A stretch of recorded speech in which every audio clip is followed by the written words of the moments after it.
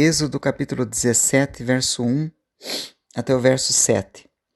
E depois toda a congregação dos filhos de Israel partiu do deserto de Sim, pela sua jornada, segundo o mandamento do Senhor. Segundo o mandamento do Senhor. Conforme a ordem do Senhor. Segundo o plano de Deus. E acamparam-se em Refidim. E a despeito do plano de Deus, ali não havia água para o povo beber. Então, dentro do plano de Deus, contendeu o povo com Moisés e disse: Dai-nos água para beber.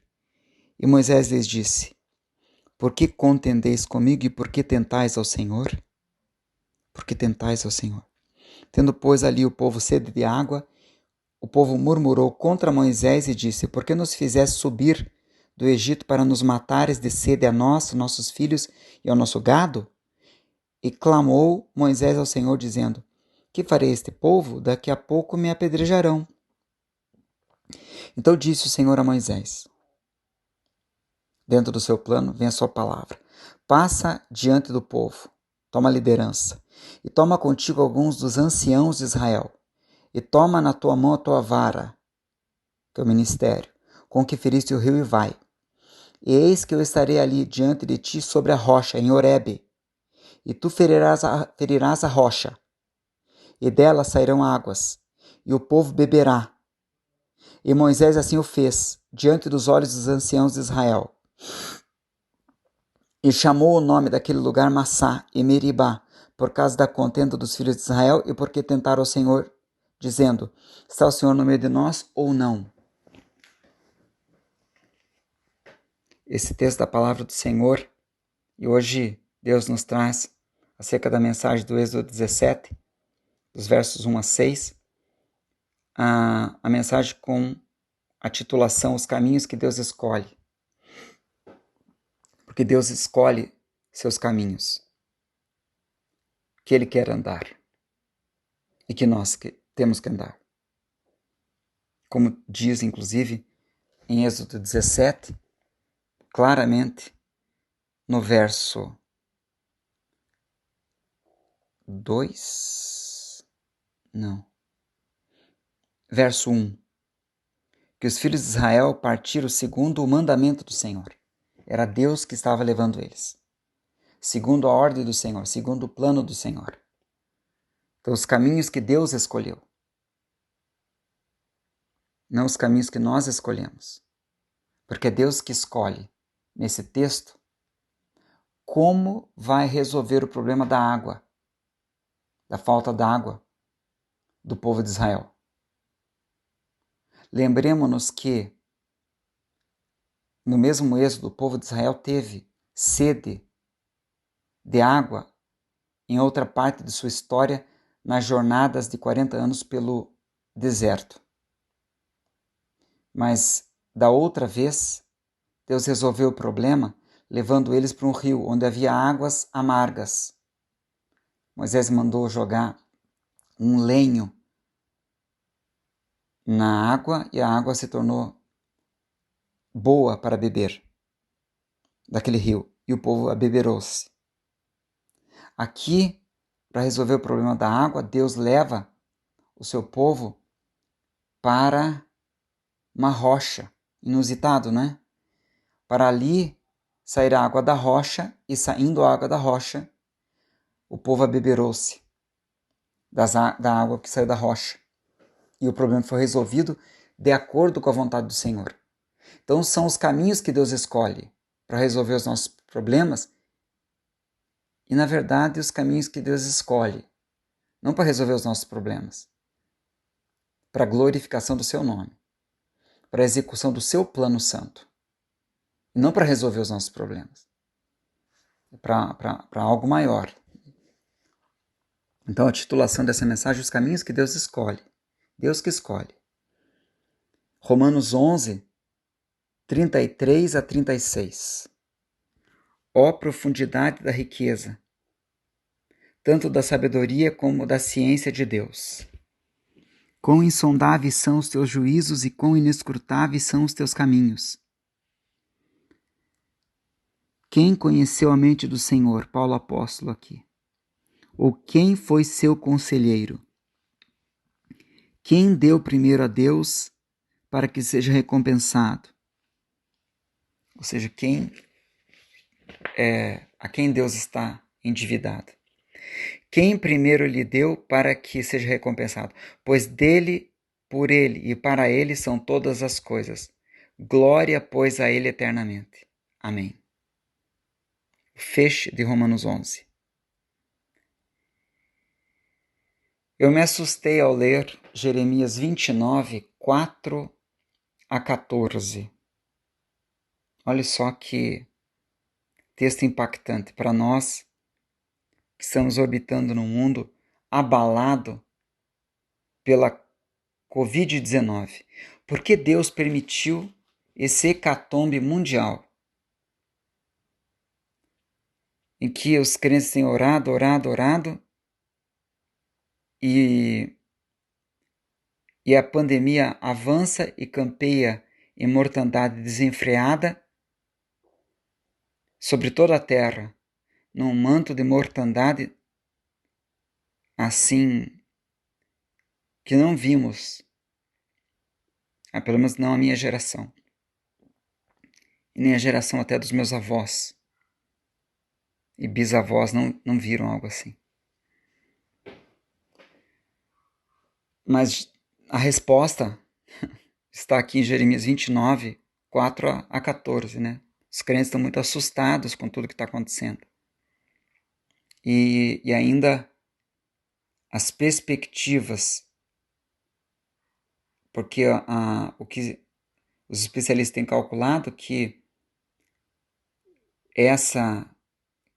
o vírus foi como uma pequena, é como um meteoro que cai, por exemplo, na Terra.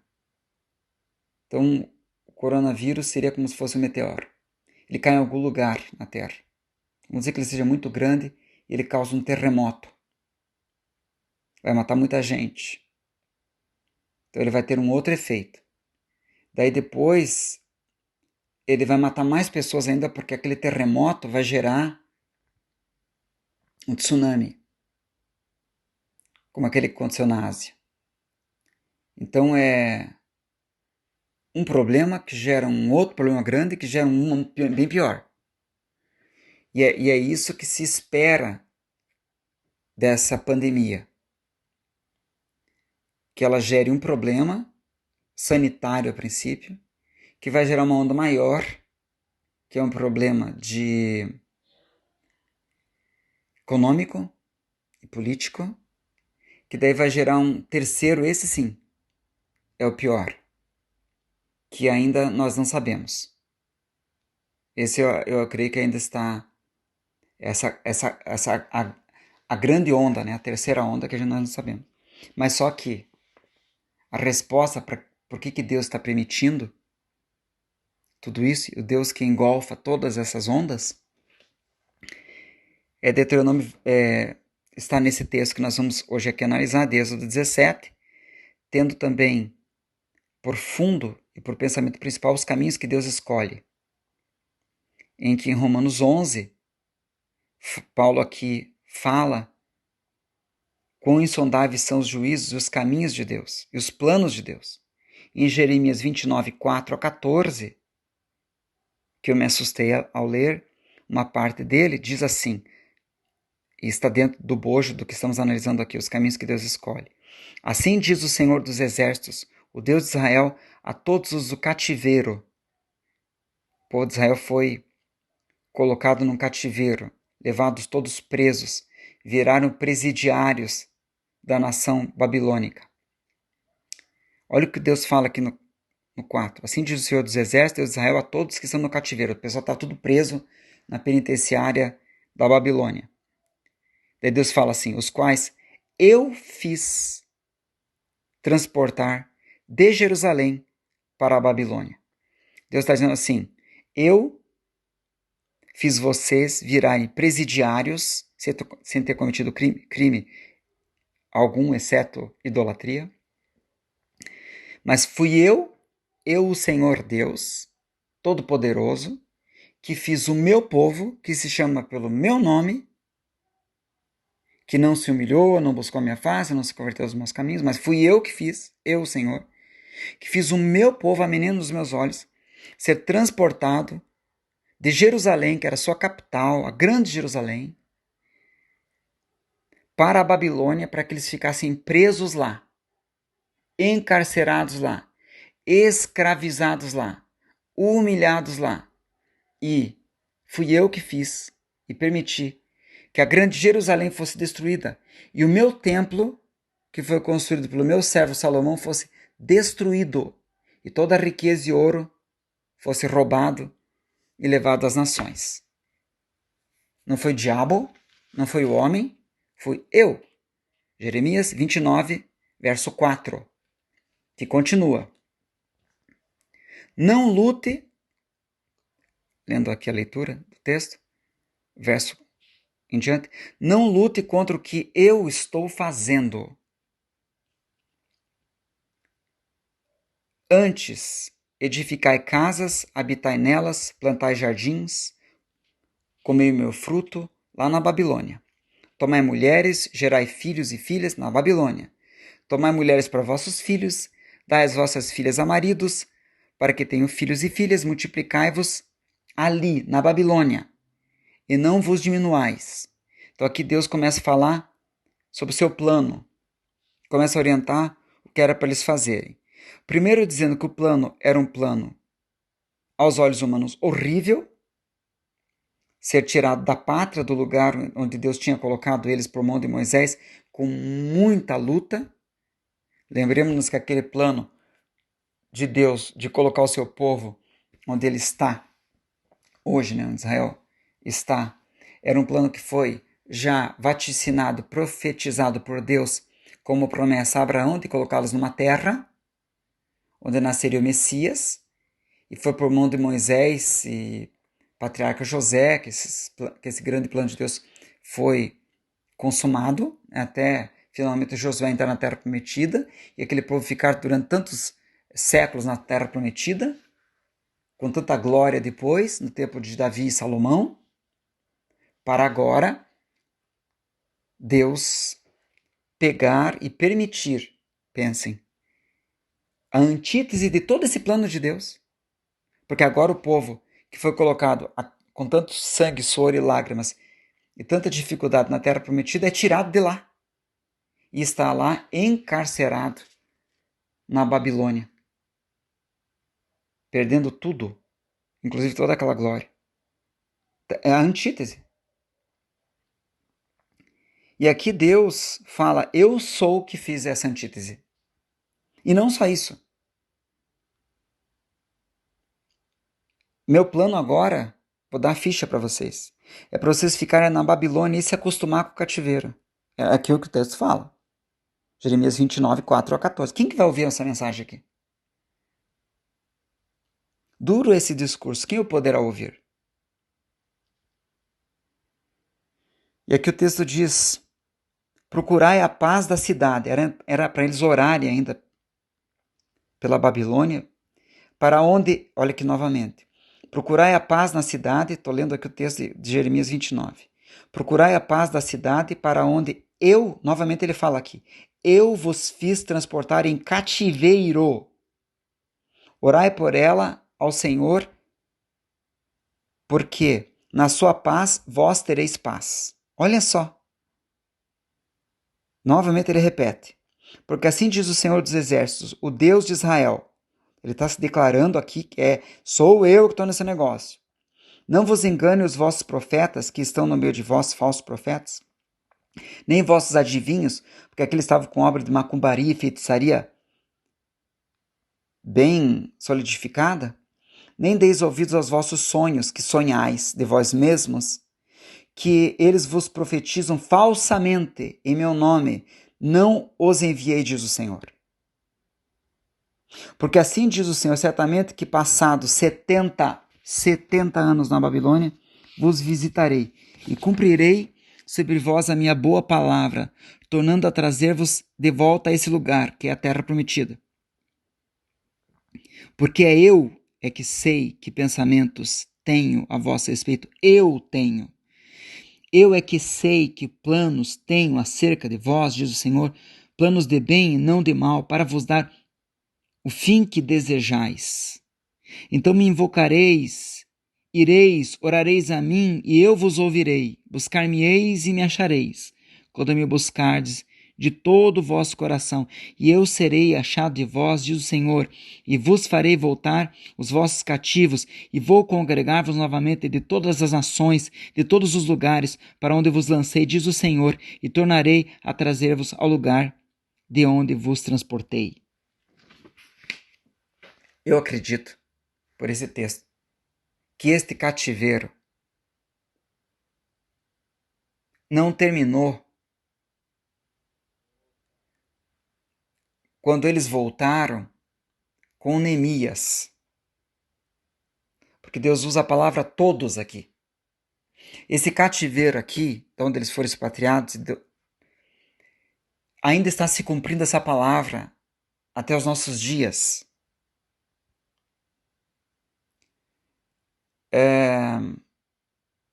Porque a palavra todos aqui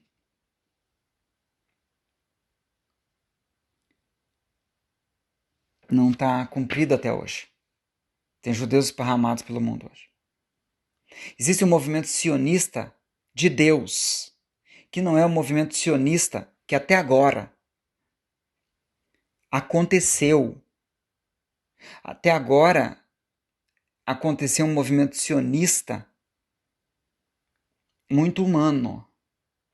E Deus tem o seu movimento sionista. Tanto é que ele fala aqui, eu é que sei. Deus tem um plano para realizar na nossa vida comezinha. É um plano que está no teu coração. Por exemplo, você tem um plano, por exemplo, olha que plano lindo que tem no teu coração. Eu quero que meus filhos, esposo, esposa, sejam salvos, cheios do Espírito Santo de Deus, tenham prosperidade, saúde, filhos abençoados na presença de Deus, saudáveis, felizes, e que cumpramos a obra de Deus, levando almas ao reino de Cristo e pessoas a glorificar o nome do Senhor. Não é esse teu plano que está no teu coração? Não é um bom plano? Não é um plano assim, um plano geral que todos temos?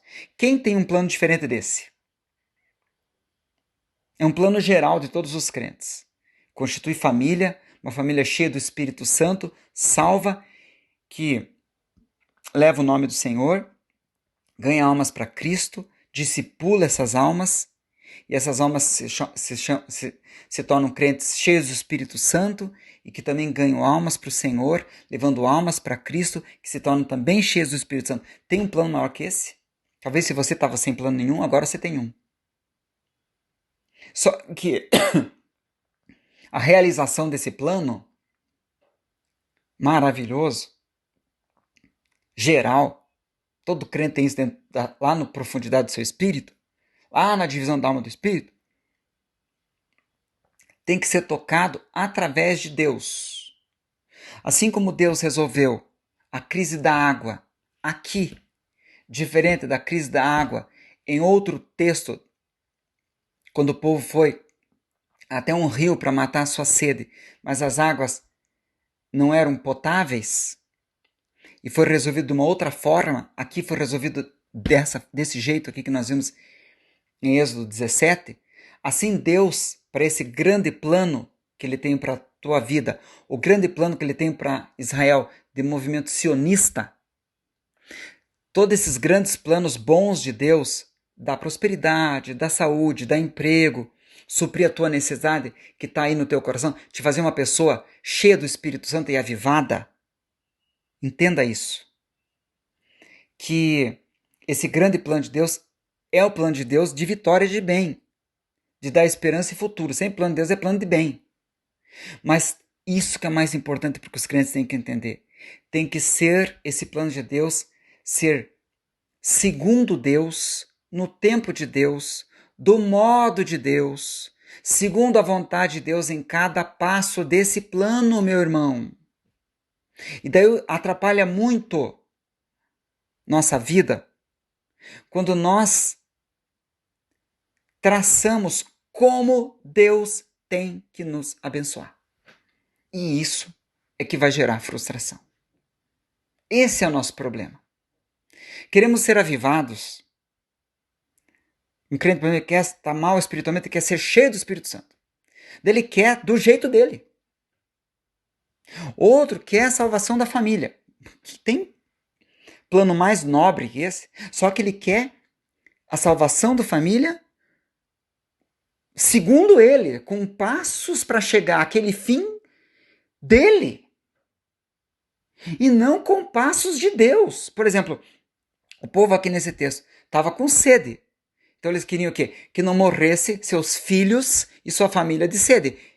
E a nação de Israel de sede. Isso não é um bom plano? Oh, claro que é. Só que eles queriam que fosse do jeito deles.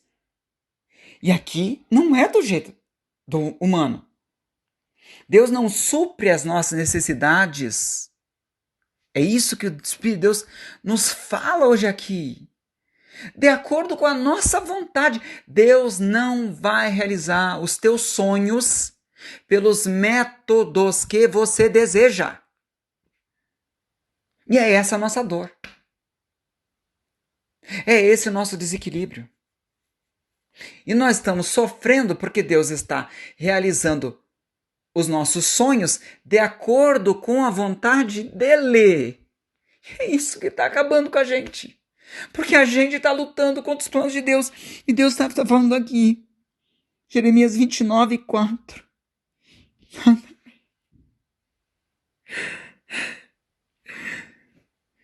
Assim diz o Senhor, o Deus de Israel, a todos os que estão em cativeiro, viu, cativo? Você está aí, está batendo? É claro que você está cativo. Você está batendo em grades toda hora. Você que acha que é livre, está cativo. Só que Deus fala os quais eu fiz transportar de Jerusalém para a Babilônia. Não lute contra o que eu faço. Não lute. Não fique brigando comigo. Não fique dando murro em ponta de faca. Não faça como Paulo apóstolo. Duro será para ele recalcitrar contra os aguilhões. Dá murro em ponta de faca. Jeremias 29, 4. Não lute contra os meus planos. Que as lágrimas que ensopam o teu travesseiro de noite sejam um rio, os quais vão te levar para onde eu quero que você vá. Para que dá um fim que você deseja. Mas é pelo meu processo, do meu jeito, do meu modo, a minha maneira, como eu quero. Deixa eu ser soberano. Deixa eu mandar na tua vida. Deixa eu dizer o que você tem que fazer. Deixa eu dizer para você calar a boca. E ficar quieto. E me observar. Se senta na relva para comer o pão da multiplicação, como fez o povo. Que no Evangelho de João, no episódio da multiplicação dos pães ali, tem que se assentar na relva para comer o pão multiplicado. Quantas vezes o povo de Israel ficou encarcerado de Deus para depois Deus fazer a bênção acontecer? Deus está nos levando, igreja, por um duro caminho que nós não estamos entendendo. Deus está levando a gente. É isso que está difícil de entender nessa Covid. Por que essa Covid está acontecendo em todos os males e não é só a Covid, antes da Covid? Um caos na minha vida. É porque Deus está levando sua igreja rebelde pelo caminho da desfibrilação. Sabe o desfibrilador?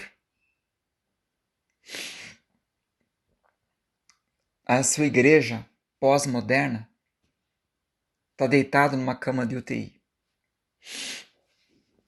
Essa igreja pós-moderna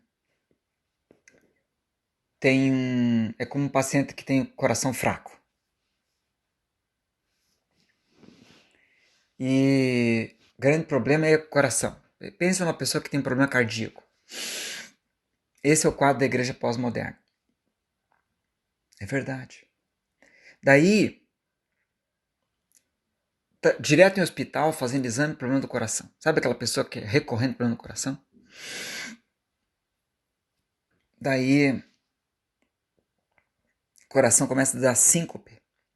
A sair da sincronia do batimento cardíaco criado por Deus, normal.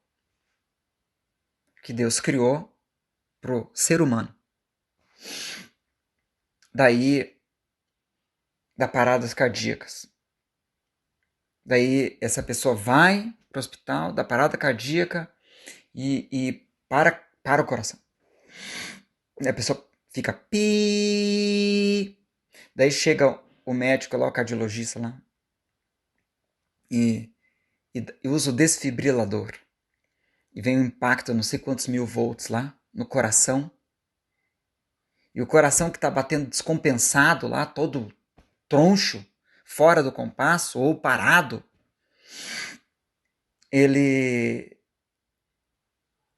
é paralisado por aquele desfibrilador para que o marca-passo tome conta e dite o batimento cardíaco correto, que ele deveria naturalmente bater, mas não bate porque a alimentação daquela pessoa é péssima, ele come muita gordura, seu coração está cheio de gordura, ele tem péssimos hábitos alimentares, então o coração está naquele estado porque ele teve uma vida louca. Esse é um retrato da igreja pós-moderna. E Deus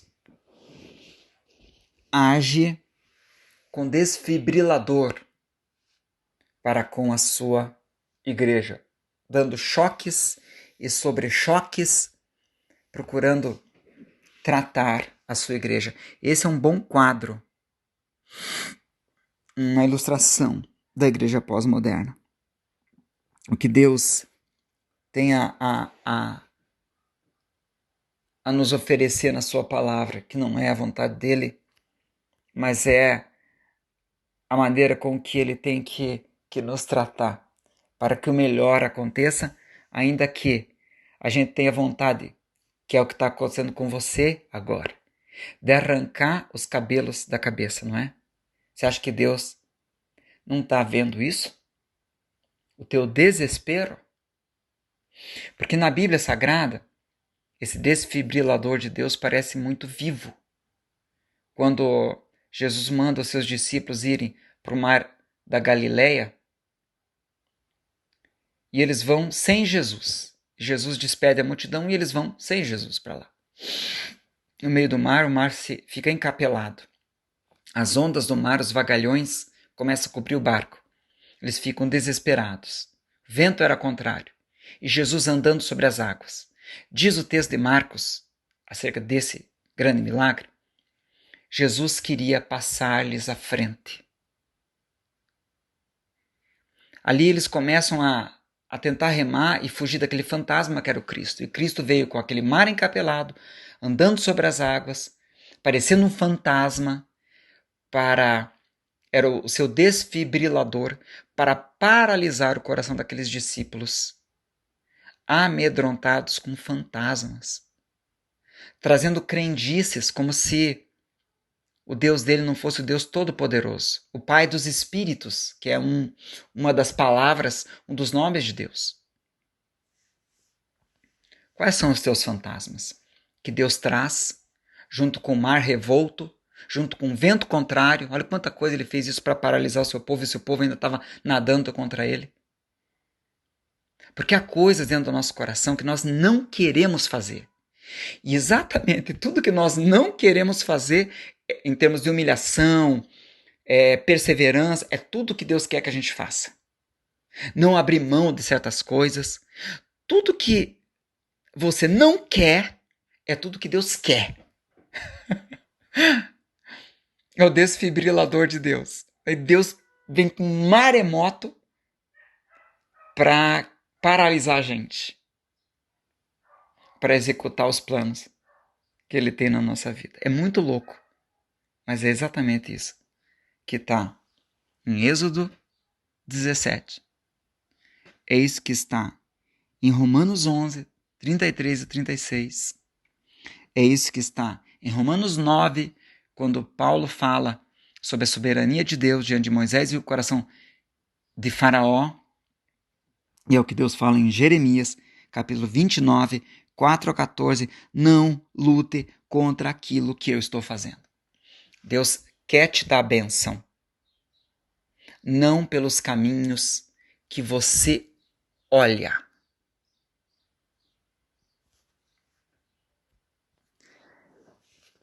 Deus nos faz andar por esses caminhos sinuosos dele por causa de algumas realidades que estão dentro do nosso coração. Não é à toa, não é um Deus birrento. É um Deus que faz porque Ele é santo, santo, santo. Ele é santo. Ele é amado. Ele é muito amado. E quando em Isaías 6 diz que os anjos olham um na face do outro e dizem santo, santo, santo, esse detalhe é muito importante em Isaías 6, porque é como nós, quando admiramos alguém que toca um bom instrumento ou marca um gol, né? Ou faz uma coisa assim, uma comida muito boa, e daí a gente olha assim um para o outro, né? E o nosso olhar elogia a pessoa. E a gente admira aquilo que a pessoa fez. O texto de Isaías é isso. Os anjos olharam para a obra que Deus estava fazendo, admiraram e disseram através dos olhos um para o outro, santo, santo, santo. Depois falaram com a voz, em coro. Por que eles falaram? Não é porque eles são obrigados, é porque eles se admiraram de algo fantástico que Deus fez. Então você não está vendo isso. Você não tem uma visão aérea do que Deus está fazendo.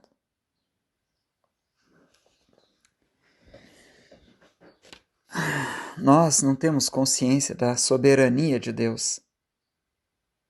Ou talvez não tenhamos fé no amor de Deus. Não confiemos no caráter de Deus. Que é fé, né? O que é fé? É acreditar no caráter de Deus. Deus amou o mundo de tal maneira que deu o seu Filho para que todo aquele que nele crê. É crer numa pessoa. Fé é crer na pessoa de Deus, no caráter de Deus. Que Deus é bom, que Deus é amável, que Deus é benigno, que Deus é soberano, que Deus é misericordioso, que Deus é amor. O que é fé? É crer que Deus tem esse caráter, ou esses caracteres em seu coração santo. Que Deus é santo. Isso é fé. Por isso que a palavra fala, quem nele crer na pessoa dele, não será confundido. É por isso que Jesus diz, credes em Deus e credes também em mim. Novamente, é crer numa pessoa. É crer no caráter de Deus. É crer na interioridade de Deus. Isso chama-se fé. Crer, que é fé? Crer no caráter de Deus, nos caracteres de amor, de paz, de longanimidade, esses caracteres do coração de Deus, que Deus tem isso no seu caráter, Deus realmente é amor. Nós não temos essa consciência da soberania e desse caráter de Deus, porque senão não teríamos esses picos como você e eu temos, como você hoje está aí, meu irmão. Você acha que Deus não está vendo que tem? Como se fosse que o Espírito de Deus nos traz, é uma coisa pontuda. Um objeto pontudo, mas rombudo, que está aí espetando o teu coração nesta hora, exatamente nesse momento. Nós não temos consciência da soberania de Deus. Porque senão teríamos descanso, não teríamos medo, não teríamos aperto, não teríamos angústia, não estaríamos desarvoradamente correndo atrás de coisas, desesperados. Estamos correndo como órfãos, como se não tivéssemos dentro do nosso coração uma orfandade. A orfandade é um sentimento. Quando Jesus fala, não vos deixarei órfãos, virei para vós, ele virá na pessoa do Espírito Santo, que ele ia ser assunto e enviar o Espírito Santo. E quando você sente a presença do Espírito Santo e as lágrimas saem, e você começa a falar em línguas, e sente a presença de Deus, e sente ali o poder do Espírito Santo muito forte, e vem paz, alegria, longanimidade, temperança, domínio próprio, esse misto, que vem inclusive empodera o coração de confiança em Deus. Esse bojo de realidades chama-se paternidade. É um misto de tudo quanto é sentimento bom. Isso é paternidade que quebra a orfandade, que é quando você não sente essas realidades. Então, na verdade, o sentimento de paternidade está ao alcance do joelho que se dobra até sentir a presença de Deus. Todo medo e todas essas tentativas, o Espírito de Deus hoje pega pesado. Barbaridade. Todo esse medo, desconfiança que procura ser atenuado com jargões do tipo Deus é fiel, com palavras de ordem, gospel, em jargões que não colam no coração, porque virou mantra. Deus é fiel, ora que vai dar certo, tenha fé que é teu. E canções humanistas para tentar mitigar a dor daquela ira lá no fundo contra Deus, e decepção também de Deus. E decalques no carro, que a pessoa coloca assim, Deus é fiel, e outros decalques, até pararam com o decalque no carro, né? A pessoa ficou tão decepcionado que até os decalques que 10, 15 anos atrás virou uma coqueluche de colocar Deus é fiel nos carros, e vários decalques no carro. Tinha pessoas que colocavam assim, sou dizimista fiel, no decalque do carro. Ou sou de tal igreja, colocava no decalque do carro. Parou isso. É muito engraçado essas coisas. O povo do Senhor usa jargões, palavras de ordem, canções de um elogio a Deus. E daí eles começam a se decepcionar com Deus e começam a parar com isso. Porque na verdade não é isso que Deus quer. Não é isso que Deus quer. É aquilo, né? É novamente a gente indo ao local dos nossos sonhos pela gente e não por Deus. Os fins não justificam os meios no mundo espiritual, porque os meios para o fim têm que ser meios divinos, para um fim divino.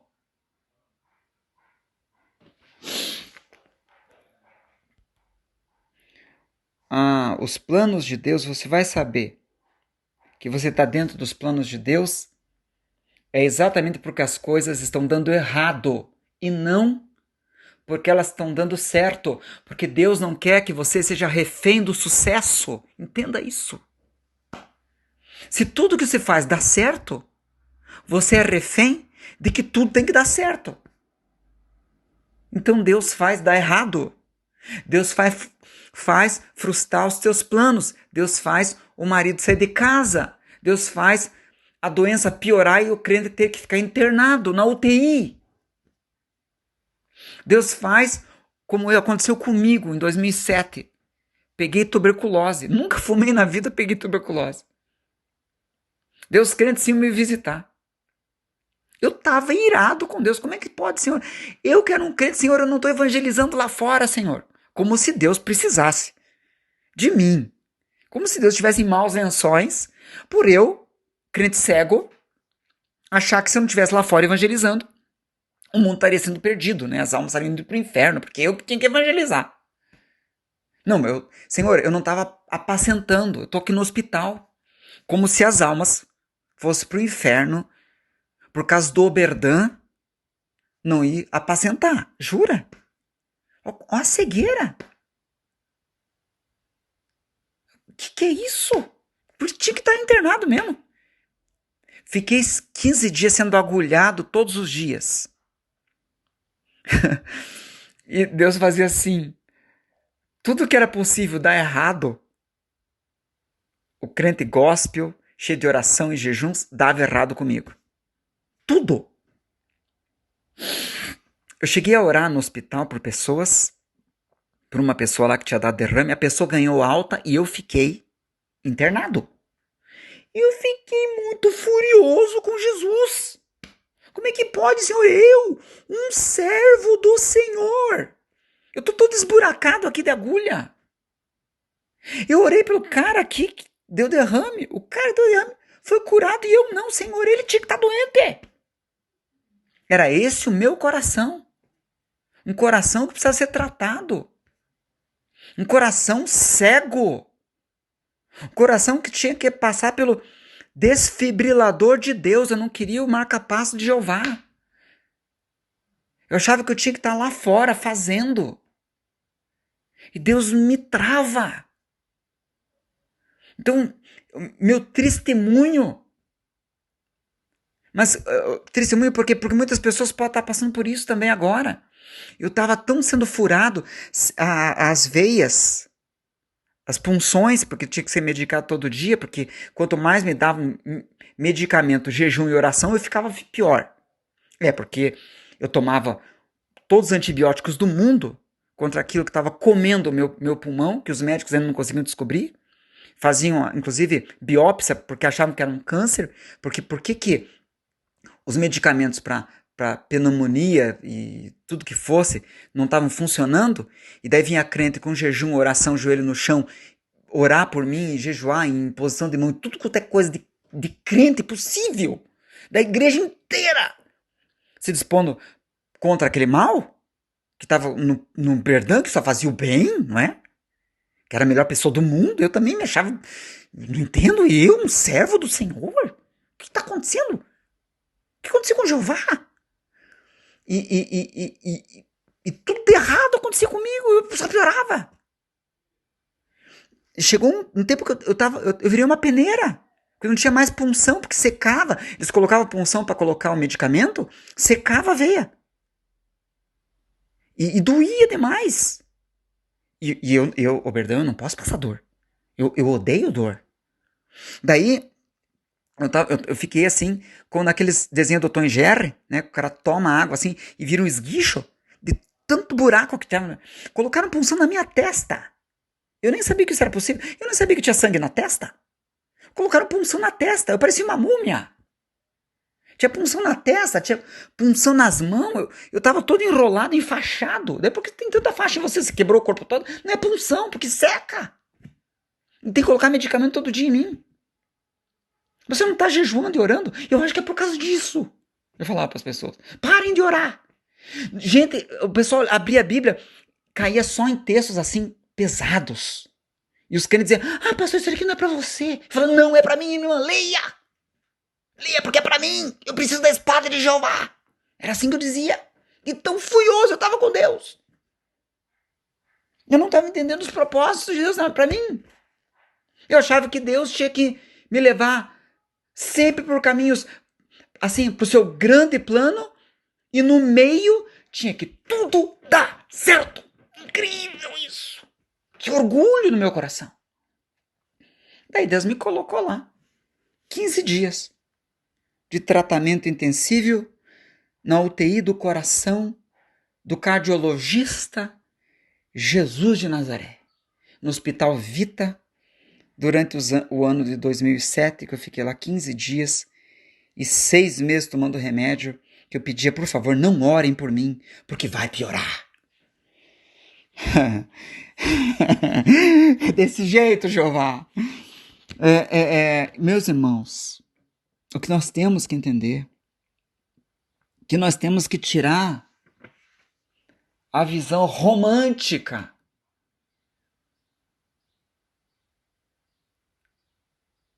do como chegar nos alvos que Deus traçou por nós.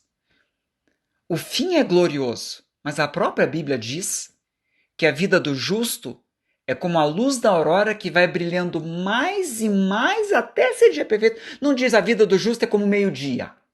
Ou seja, se a vida do justo é como a luz da aurora que vai brilhando mais e mais até ser dia perfeito, é porque teve um período de trevas.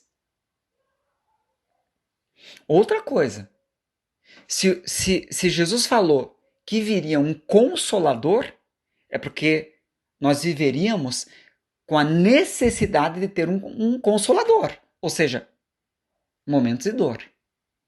Foi Jesus que falou que no mundo tereis aflições e tribulações. Eu não sei, mas existem promessas de Deus que Deus prometeu que a gente iria sofrer na Bíblia. Além desses versículos, muitos outros. Bem-aventurados que choram, porque serão consolados, é uma profecia que você vai chorar. Então nós achamos, Deus vai profetizar. Opa, então só vai vir glória. Mas aqui é Deus usando um profeta do quilate de Jeremias para dizer para mim e para você, hoje, não lute contra o que eu estou fazendo. E contra o que eu estou fazendo, sabe o que eu estou fazendo? É o seguinte, eu, o Senhor, os expatriei, tirei da pátria, vou colocar vocês num cativeiro, Jeremias 29, 4, para vocês ficarem cativos na Babilônia. E o cara que vocês odeiam, o Hitler, que está aí na Babilônia, chamado Nabucodonosor, ele vai governar sobre toda a terra. É esse meu plano. E durma com barulho desses, crente. Temos um evangelho muito romântico, que Paulo falou que é um outro evangelho. Mas não é o evangelho de Cristo. Poxa, Berdão, então você está com uma teologia, tem uma teologia da prosperidade e você é um paladino da teologia do masoquismo. Mas não é a teologia do masoquismo, mas é a teologia que provém de Deus. É a teologia que provém da palavra do Senhor. É a teologia que vem de Deus para as nossas vidas. Paulo falou em 2 Coríntios, capítulo 11, as palavras da Bíblia Sagrada. São hebreus, também eu. São israelitas, também eu. São descendentes de Abraão, também eu. São ministros de Cristo? Falo fora de mim, eu ainda mais. Em trabalhos, muito mais. Em açoites, muito mais que eles. Em prisões, muito mais.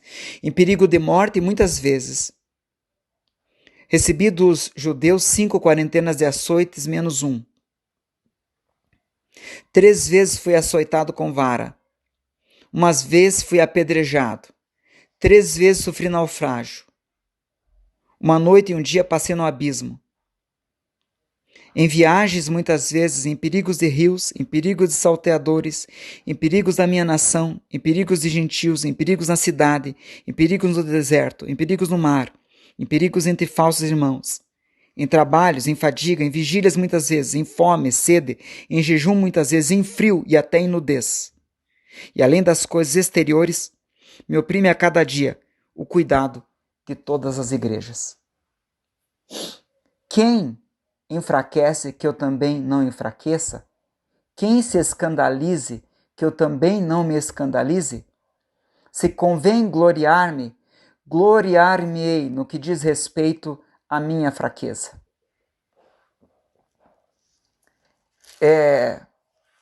esta é a visão de Deus acerca de nós. Ele tem um plano glorioso e Ele está te levando, você aí que está ouvindo, para o plano glorioso. Mas Ele quer ouvir da tua boca. Que diremos, pois, acerca dessas coisas? Se Deus é por nós, quem será contra nós?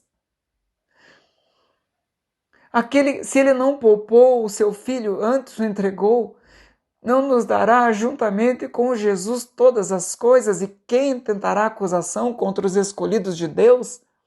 Porque é Deus quem os justifica. Quem condenará? Porque é Cristo que morreu e que ressuscitou dentre os mortos e que está como um advogado à direita de Deus, intercedendo por nós, para que ninguém nos acuse. Quem nos separará do amor de Cristo? Hein, crente? Ele quer ouvir você, o cântico da vitória. A tribulação, angústia, perigo, perseguição, fome, nudez, espada. Por amor de ti somos entregues à morte todo dia e somos reputados como ovelha por um matadouro, mas em todas as coisas somos mais que vencedores por aquele que nos amou. Ele quer ouvir de você.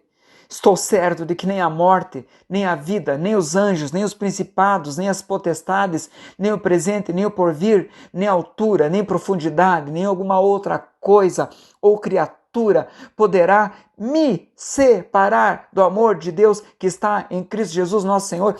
Hoje, entre você e Deus, tem fome, nudez, perigo, espada, ameaça, perseguição, marido que não quer saber de Deus, filhos que te odeiam, filha que não te compreende.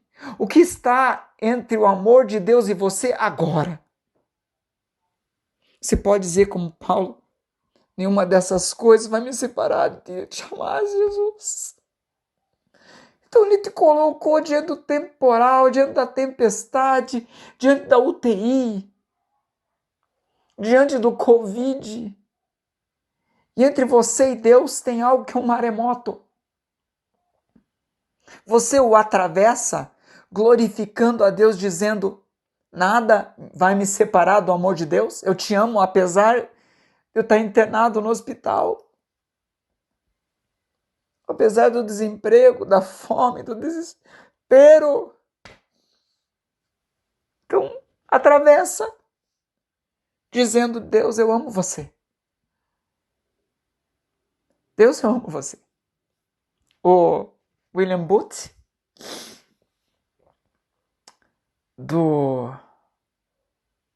fundador do, acho que Exército da Salvação, com 40 anos ele ficou cego. Ele disse assim, quando foram consolar ele consolou as pessoas. As pessoas ficaram penalizadas, aí ele vendo isso, ele falou assim, olha, eu tenho servido o Senhor 40 anos com a minha visão. E agora eu vou continuar servindo a Deus. 40 anos, o resto da minha vida, cego. Entre nós e nosso Deus, tem essas coisas desse mundo. É muito significativo que Paulo, sendo apedrejado e não ter sido protegido por Deus das pedras que ele ganhou em Listra, ele entrar na cidade, todo apedrejado, não tendo sido protegido por Deus das pedras, daquele linchamento, que a multidão o apedrejou, e ele não levou em conta nada o fato de Deus não tê-lo protegido de tudo aquilo, todas as pedras acertaram nele.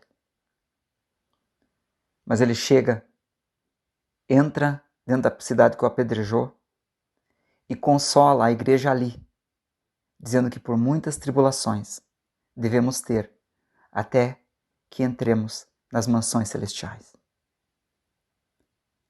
O que está entre você e Deus? Ou o que está entre você e Deus, você deve atravessar apenas para informar uma coisa para o mundo espiritual, para o diabo e para os céus e para os anjos, porque temos sido espetáculos de homens e anjos.